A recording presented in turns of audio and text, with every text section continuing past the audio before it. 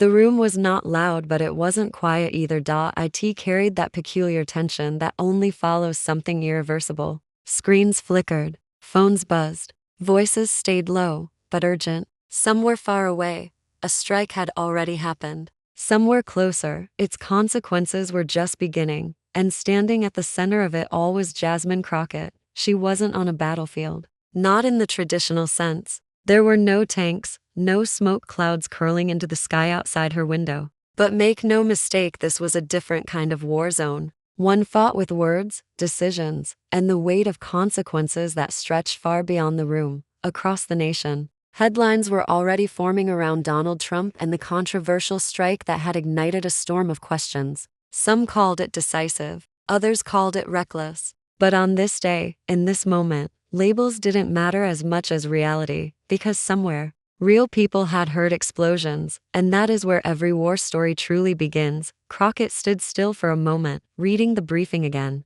The words were clinical, precise, almost detached. Coordinates, targets, outcomes, but she knew better. Behind every target was a place. Behind every operation were lives interrupted, altered, or ended. War language had a way of hiding human truth beneath polished phrases. She exhaled slowly. "This is unacceptable," she said. The words weren't shouted. They didn't need to be. They landed with the weight of someone who understood exactly what they meant. Thousands of miles away, the sky had already told its story. A boy no older than 10 had been sitting on the floor of his home, tracing shapes in the dust with his finger. Outside, the world felt normal, familiar, safe enough. Then came the sound, not loud at first, just a distant tremor, the kind that makes you pause, not panic. But then it grew faster, closer until the air itself seemed to tear open. The ground shook, windows shattered, and in a single, irreversible moment, the boy's world changed. He didn't know about policies. He didn't know about decisions made in rooms filled with officials and flags. All he knew was that something had been taken from him, something he couldn't name, but would never get back. That is the reality of war. It doesn't introduce itself. It interrupts. Back in Washington, Crockett stepped toward the cameras. They were already waiting. Lights, microphones, questions sharpened like blades, ready to cut through any hesitation. "Congresswoman," one voice called out, "what's your response to the strike authorized under President Trump?" There it was, the moment where private understanding becomes public stance. Crockett didn't rush her answer. She had seen enough to know that speed often sacrifices truth. "When decisions like this are made," she began, her voice steady, "we cannot pretend they exist in a vacuum. There are consequences, real human consequences." The room stilled. She continued, "This isn't just about authority. It's about accountability. When lives are impacted, when actions escalate tensions, we have a responsibility to ask whether this was necessary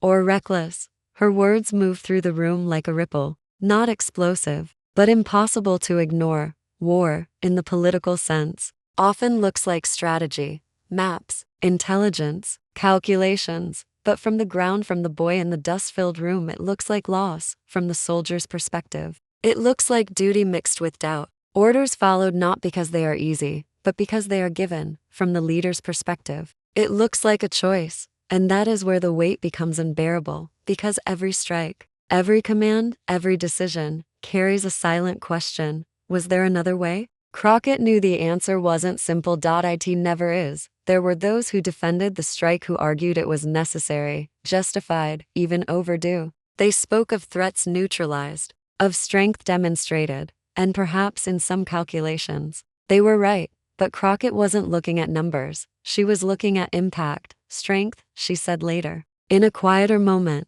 is not just about what you can do. It's about what you choose not to do. That night, the city lights of Washington glowed as they always did, and changed, uninterrupted. Cars moved, people laughed, life continued. But halfway across the world, darkness felt different. It wasn't just the absence of light. It was the presence of fear. Families sat closer together. Conversations grew quieter. Every distant sound carried a question. Is it happening again? War doesn't end when the strike is over. It lingers. In the silence after.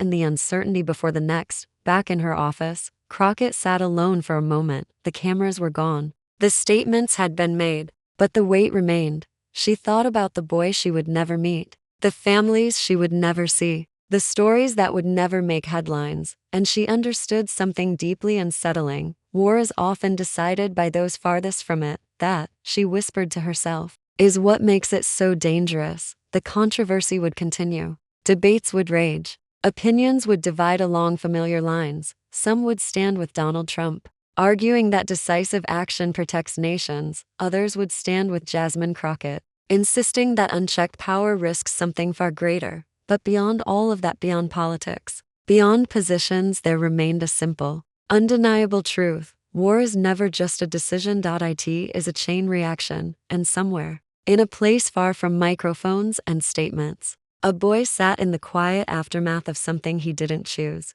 trying to understand a world that had changed too quickly. He didn't know the names involved. He didn't know the arguments. All he knew was that before, there was peace, and now, there wasn't. That is the point of view war rarely shows, not the power behind it, but the people beneath it. And in that space, in that fragile, human space, the words, "this is unacceptable," are not political. They are personal. They are a recognition that beyond every decision lies a cost, and sometimes, that cost is far greater than anyone intended.